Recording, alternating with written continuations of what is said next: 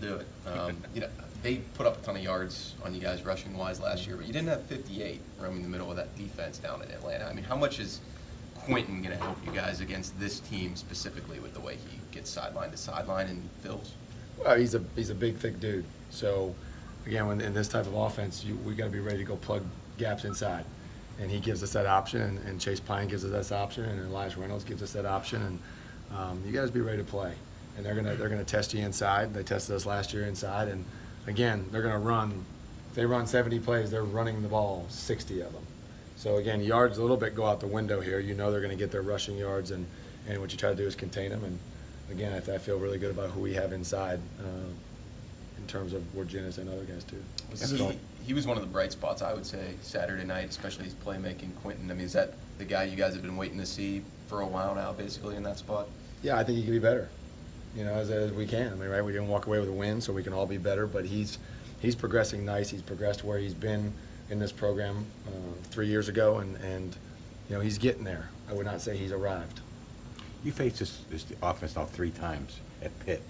Is it becoming familiar at all to you guys? Yeah, I think we know. I think we have a good feel for how they want to attack, but they do such a great job, and this is what they do. This is what they live in, year out. This is what they practice. They know all the looks. They know what you can give them, right? So there's not going to be many surprises. It's just I think we're aware of how they might try to attack, and we can have better guesses now that we've gone through it for 3 years. But they do such a great job in game with adjustments that you have to be ready. You have to be so disciplined and sound, and that's what I think our mantra is: discipline and be sound and be fundamentally and technique sound.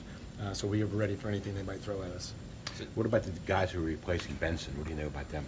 Well, they're the Mason kid, 24, behind him. I mean, he's a thicker dude. Whereas Benson had a lower center of gravity, and now a little bit taller guy back there. He's going to run hard.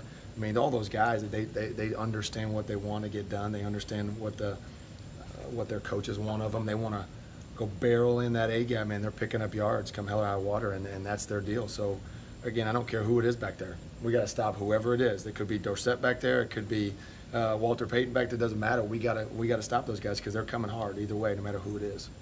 How different is this week of preparation, just having to focus more on responsibilities and, quarterback, pitch man, that sort of thing, than a normal week?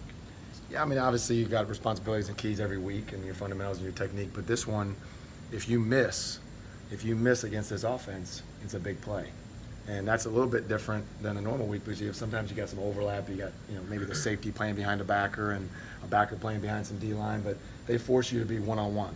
A pitch guy is a pitch guy, a dive guy is a dive guy, a quarterback's a quarterback guy, and there's very limited overlap just in this offense. So going against this offense, so that's in the way it's different. Is that you got to be so good in doing your job one-on-one. When they were successful against you in years past, what kind of things were you guys doing wrong?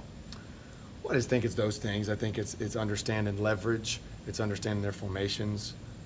It's understanding where we're motioning here, so make sure we bump a half a guy and those types of things. And again, just being really disciplined with your eyes. This is an eyes and feet and hands game, right? I mean, you got to be really good at getting your feet where you need to be with great leverage, getting your hands on people, getting your eyes to defeat blocks, not looking over a guy because that's when you end up on the ground and get cut. As we all know, this is a grown man's game this week. And they're gonna try to make it a grown man's game, and we got to match their intensity. We talked to Elijah yesterday. How have you seen him sort of develop and mature since you got a hold of him, and he's really become a dependable player for you? Yeah, he's come from a completely different position as a wideout in college, and then he's coming to play defense. And I just think he's invested. He's invested in what we've asked him to do as a linebacker. He's invested in the process of becoming a defensive guy, learning the defense, learning the expectations of what we want, how to tackle. I mean, that's right. He hadn't done that since high school. So just to learn that all over again at this level, it's easy to say, well, he tackled in high school. Well, this is Division I, major Division I ACC football. So again, he's invested and couldn't be prouder of how he's come along. And again, we all have so much more to give and so much more to go, and it'll be fun to watch him grow throughout the season. With the rules, they're not allowed to block you 5 yards downfield, right? Yeah, we like that rule. Is that different than it has been in the past? Well, it's always been there, but again, they're going to do what they need to do. We're not practicing like they're not going to try to chop us. Right? You got to anticipate that, and especially for my guys, we're down by the line of scrimmage, so very rarely are we 5 yards back. So for us, We got to assume they're going to try to put us on the ground, and we got to work that.